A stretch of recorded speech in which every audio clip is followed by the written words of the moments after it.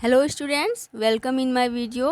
आज हम लोग पढ़ेंगे डीएवी क्लास 6 का एसएसटी का चैप्टर 10 डेवलपमेंट ऑफ सिविलाइजेशन। तो इसका यहाँ तक जो है इधर का मैं पढ़ा चुकी हूँ। आज हम लोग पढ़ेंगे द सिटी प्लानिंग। तो इसके पहले का जो वीडियो है वो मैं अपलोड कर चुकी हूँ, आप मेरे चैनल में जा कर के इसके प्लेलिस्ट में देख सकते हैं। तो आइए शुरू करते हैं, और उससे पहले आप लोग प्लीज़ चैनल को सब्सक्राइब कर लीजिए। So the excavation proved that the cities were well planned.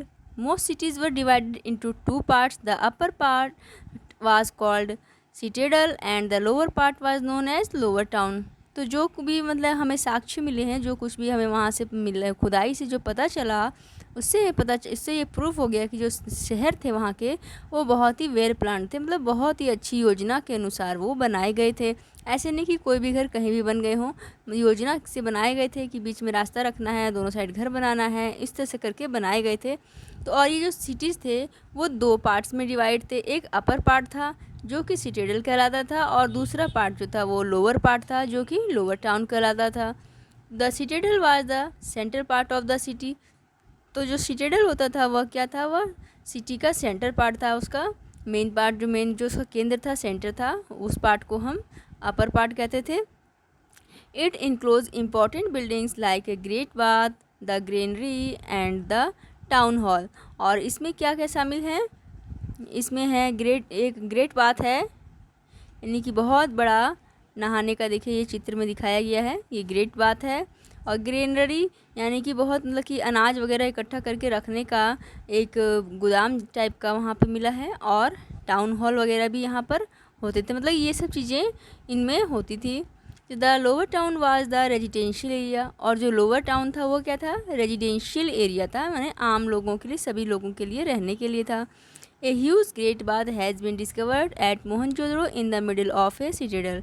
तो इसी तरह का एक बहुत बड़ा जो ग्रेट बाथ है वो डिस्कवर किया गया, खोजा गया मोहनजोदड़ो में, जो कि सिटेडल है के मिडिल में है, यानी कि जो अपर पार्ट था उसके मिडिल में मोहनजोदड़ो जो है। ये देखिए ये चित्र जो है ये मोहनजोदड़ो का ग्रेट बाथ का चित्र है। और देखिए इधर दो साइड से सीढ़ियाँ होती थी उतरने के लिए, ताकि लोग उतर के वहाँ पे जाके नहा सकें। It is a depth bath 12 metre along and 7 metre wide. तो जो इसकी गहराई थी वो 12 मीटर थी, और जो इसकी चौड़ाई थी वह 7 मीटर थी, और with a minimum depth of 2.4 metre. और जो इसकी जो गहराई थी वो 2.4 मीटर थी, with the steps leading down into it. और इसमें सीढ़ियाँ भी बनी हुई थी नीचे जाने के लिए। Perhaps people used it for religious purpose as they believe the water to be a great purifier.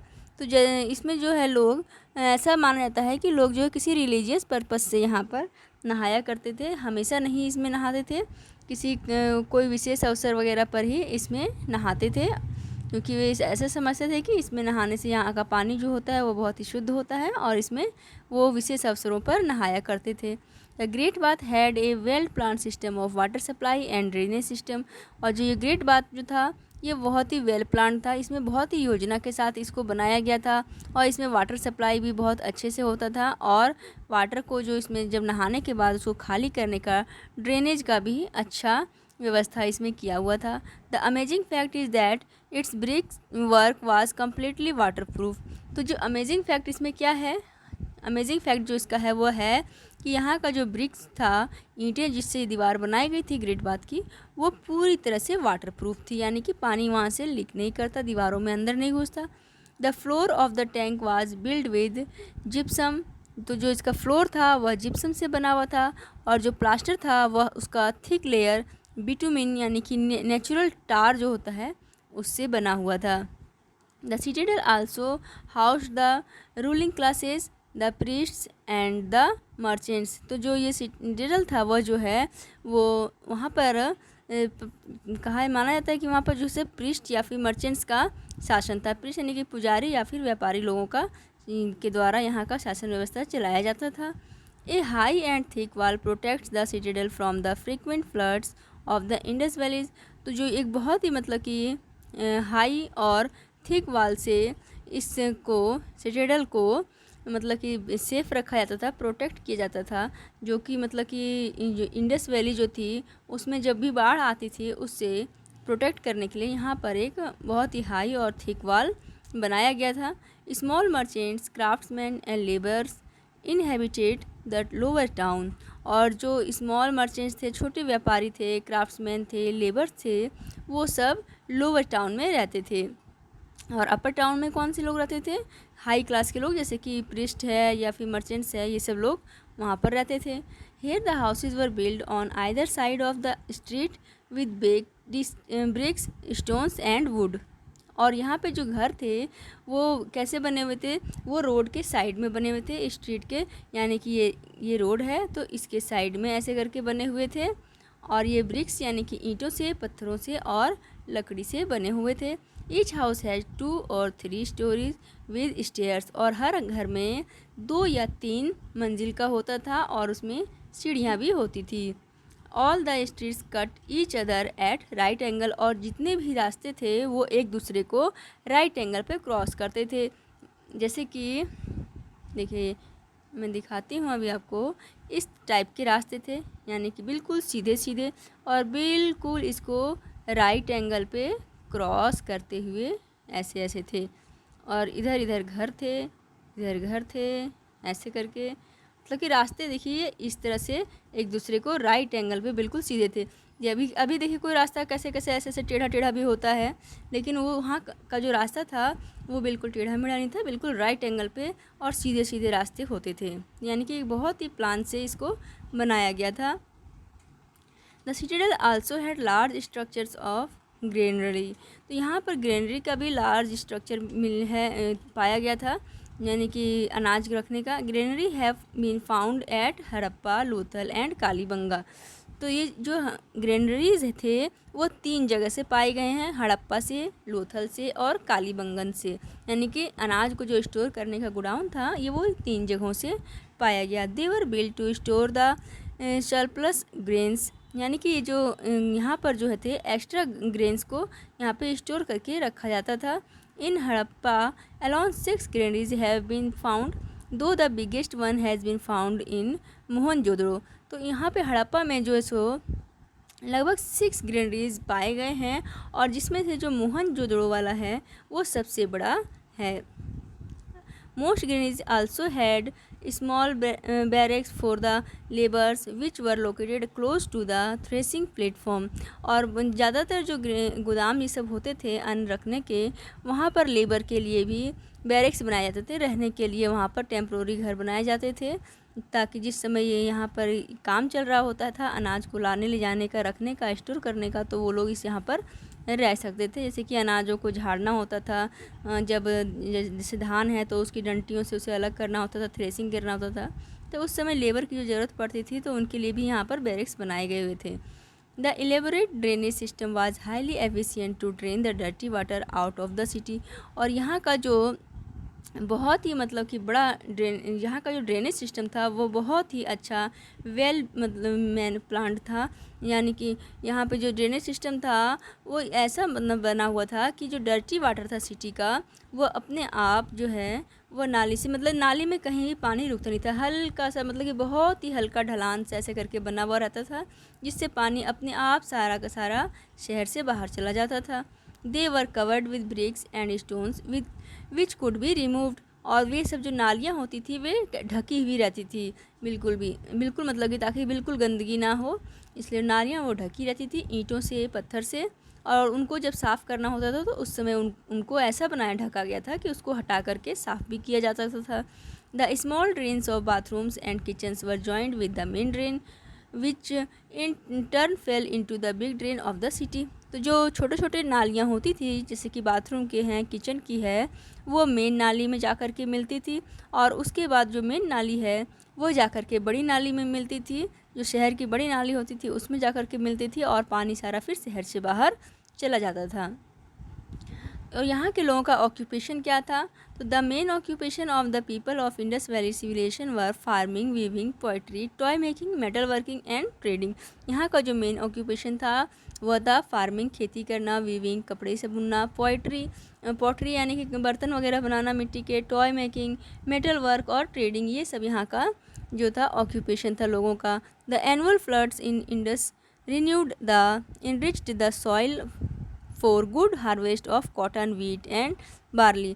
तो हर साल जो फ्लड आता था नदी में, जो पानी आता था इंडस नदी में, तो उससे जो है वो जो अच्छी सॉइल मिट्टी जैसे कि वो बहा के जो लाती थी वो किनारे में, तो उस जो सॉइल होता था वो बहुत ही फर्टाइल होता था, जिससे कि कॉटन, वीट और बार्ली की अच्छी फसल उसमें होती थी।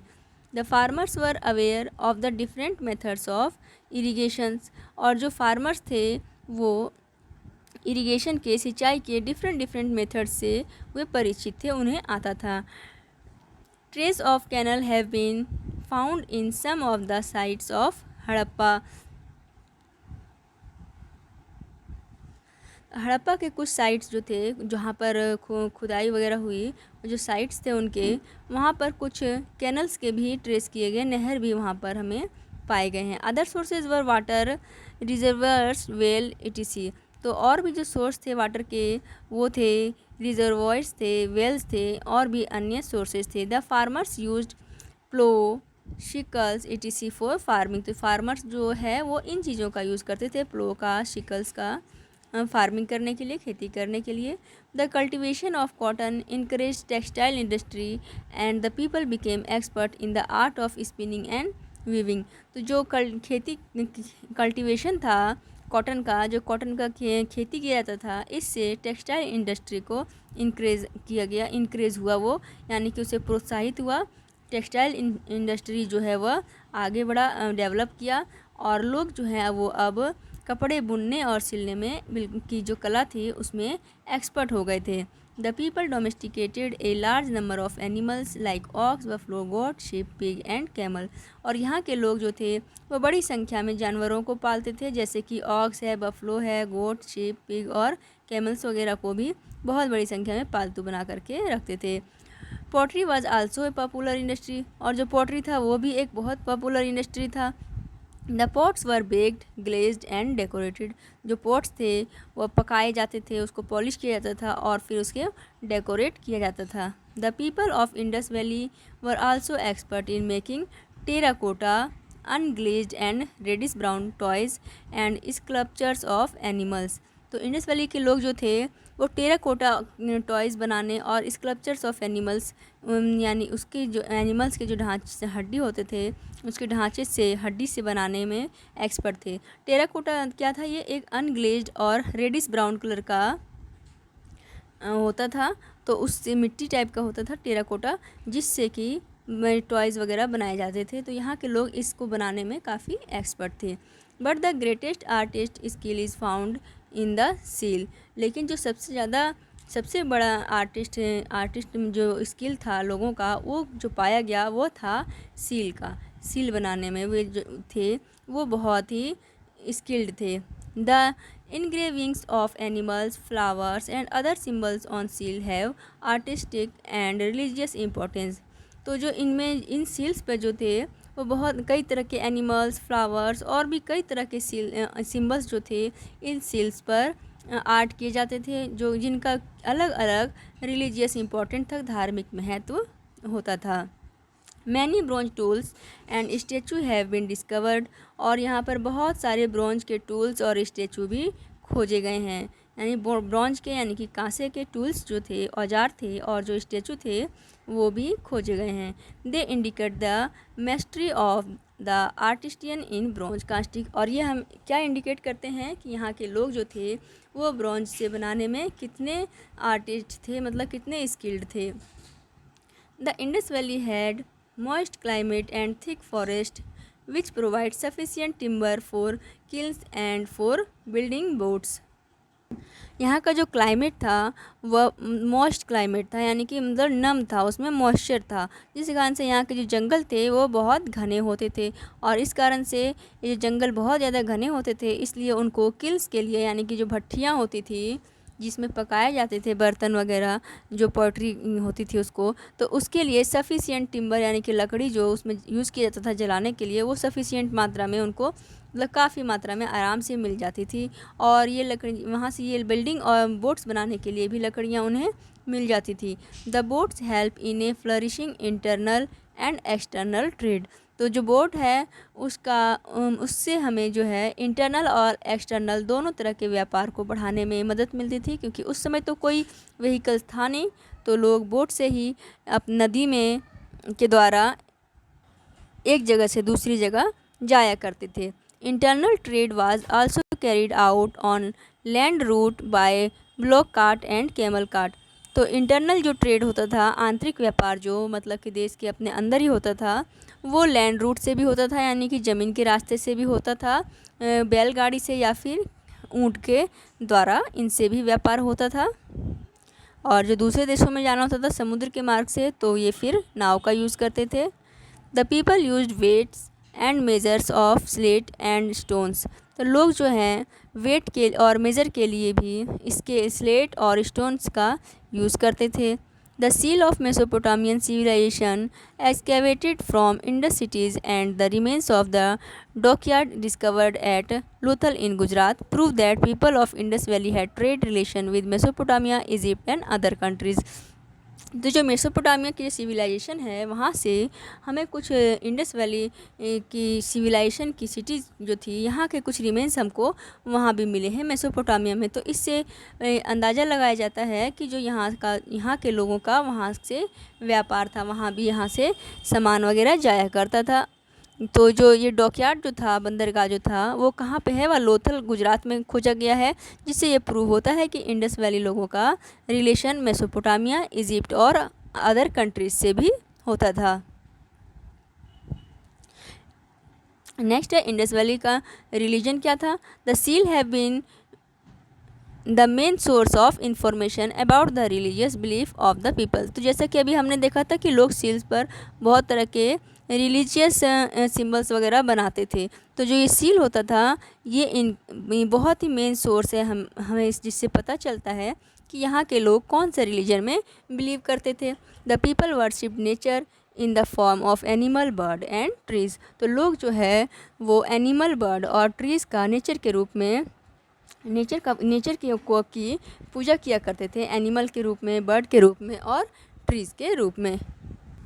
The animal figures depicted on the seal are humped bull, unicorn, ox and rhinoceros. तो जो एनिमल्स के फिगर सील्स पर बनाए गए थे, मतलब कि प्रेस करके बनाए हुए थे, उनमें कौन कौन से एनिमल्स थे? हम्प्ड बुल था, यानी कि कुबड़ वाला सांड उसे हिंदी में कहा जाता है। जैसे देखिए जो बैल के ऊपर इस तरह का, देखिए ये इस तरह का हम्प निकल गया है, तो इसका भी रहता था उसमें बना हुआ, यूनिकॉर्न का रहता था, और ऑक्स का और राइनोसेरस, इन सब का रहता था। The people worshipped the people tree. तो जो लोग थे वो पीपल ट्री का पूजा किया करते थे। आज भी लोग देखिए पीपल ट्री की पूजा करते हैं, तो उस समय भी लोग पीपल ट्री की पूजा किया करते थे। They also worshipped human deities that include Shiva और पशुपति एंड मदर गॉडेज।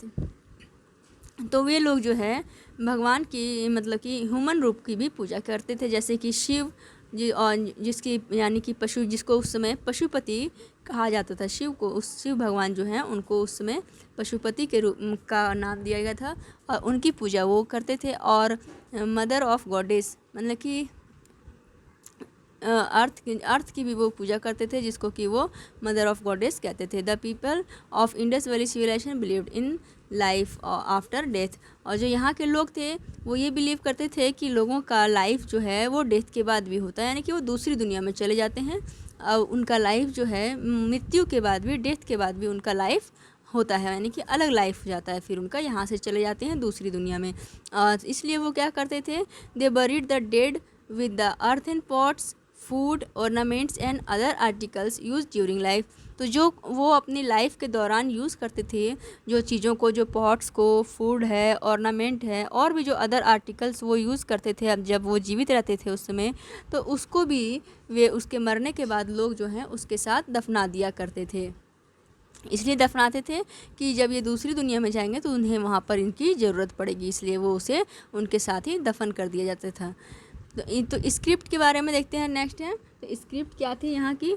तो the script of Indus valley civilisation was known as pictographic as it consisted of picture and signs, but this script has not been deciphered, can not be read. तो जो यहाँ की script थी वो कैसी script थी?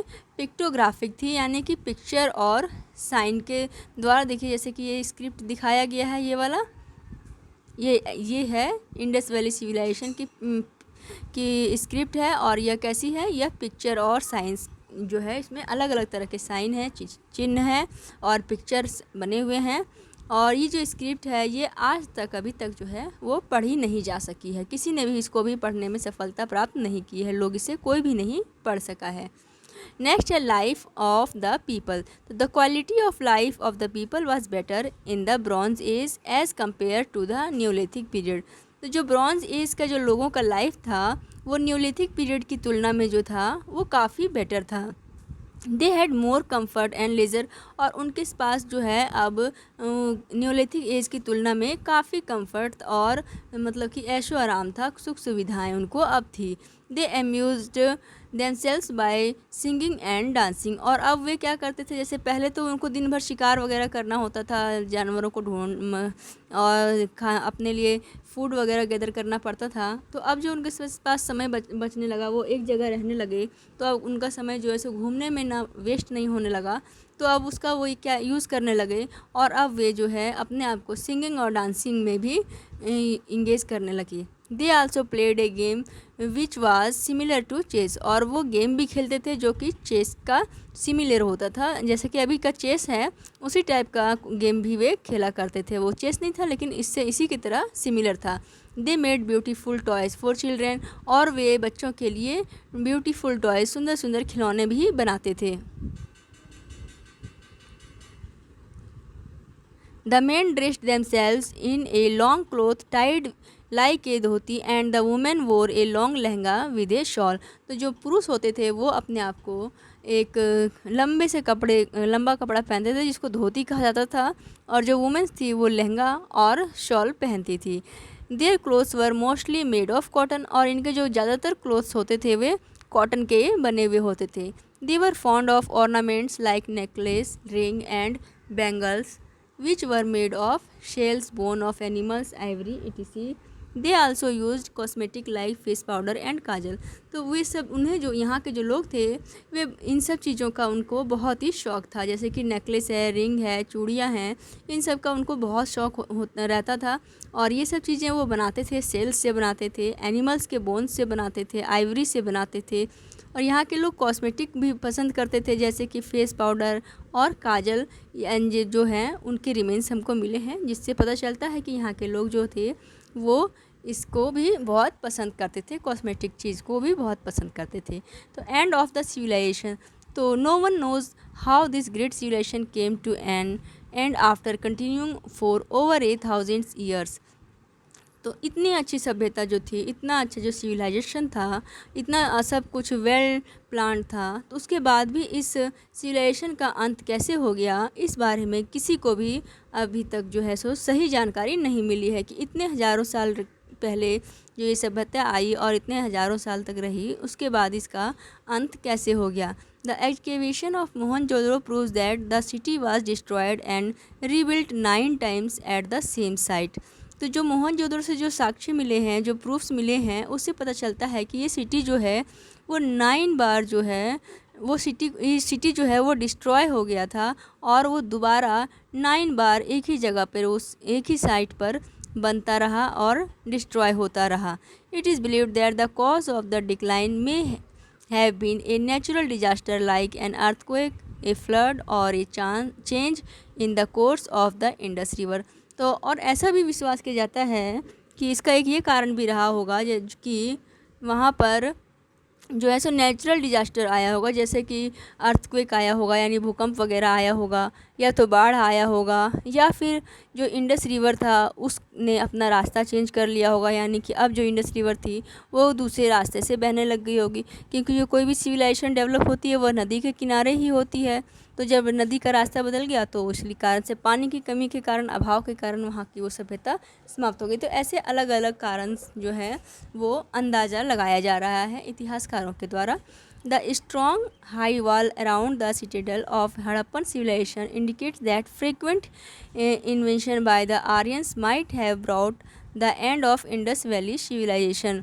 तो जो इंडस वैली सिविलाइजेशन का जो सिटेडल था हड़प्पा सिविलाइजेशन का, जहाँ पर कि मतलब कि काफ़ी स्ट्रॉन्ग और हाई वॉल जो थे उससे घिरा हुआ था, तो उससे ये इंडिकेट करता है कि वहाँ पर जो है आर्य, क्योंकि इंडस वैली सिविलाइजेशन के बाद जो है सो आर्य लोग आते हैं, यानी कि वैदिक सिविलाइजेशन आता है। तो इसलिए ऐसा अंदाज़ा लगाता है कि अब आर्यों का आगमन हो गया था और उन्होंने ही जो है इस पर अपना अधिकार कर लिया और इस कारण से इंडस वैली का सिविलाइजेशन का अंत हो गया।